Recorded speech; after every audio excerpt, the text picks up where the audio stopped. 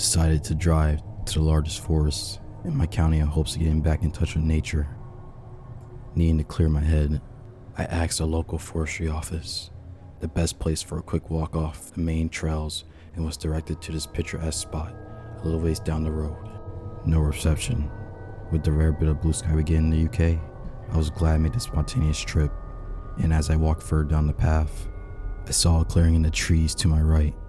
Since the plan was to get closer with nature, I ventured into the trees off the beaten path. It was great. I explored the area, listened to the birds as they swooped from branch to branch, even got a good 5 minutes of meditation in before I heard what sounded like two animals fighting. I assumed they were just foxes and moved on. I unexpectedly reached this sand road as I emerged from the trees, but decided to walk along it for a moment as I scanned for an entry into the forest on the other side of the road. But as I looked around, I spotted a broad dangling from a bush near the road. Now, I'm aware people go to the forest for all sorts of reasons, but this did put me slightly on edge. As I turned around, I heard an electric car making its way up the road. By the time I heard it, it was less than 300 yards away. My instincts told me to hide or just avoid being seen, but there was no time, so I simply gave a polite nod as he passed and made my way in the opposite direction. He parks up behind me, just out of view. I began to make my way off the road, intending to go explore further, but when I saw the car doing a 180 turn, then parking again, something told me to turn around and go back the way I came. As I made my way back into the road, I spot this man in a white shirt behind the bush the bra was hanging from. He was going in the direction I just changed course from. I crossed the road and made my way back into the forest I had arrived on the sand road from.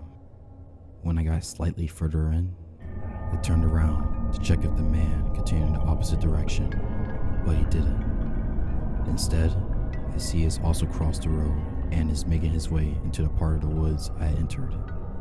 By this point, I knew I was being followed.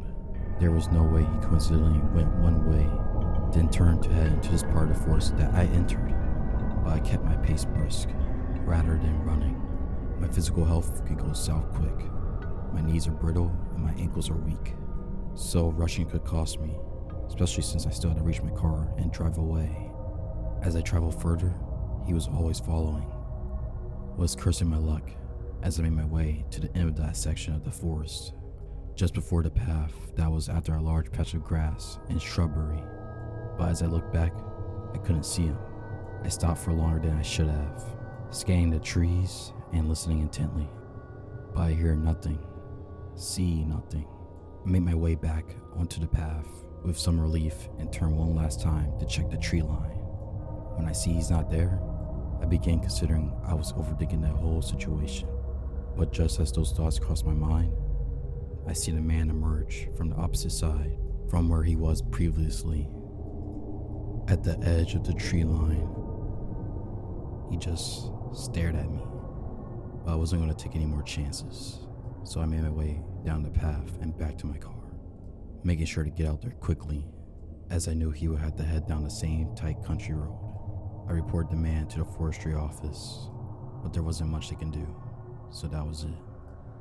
When I paused at the tree line, when I couldn't see him, for him to emerge from where he did, when I had made it back to the path, had he have approached from another angle, an angle that I admittedly wasn't checking.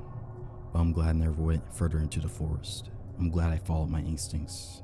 Otherwise, the only way back would have been through him, and God knows what his intentions were.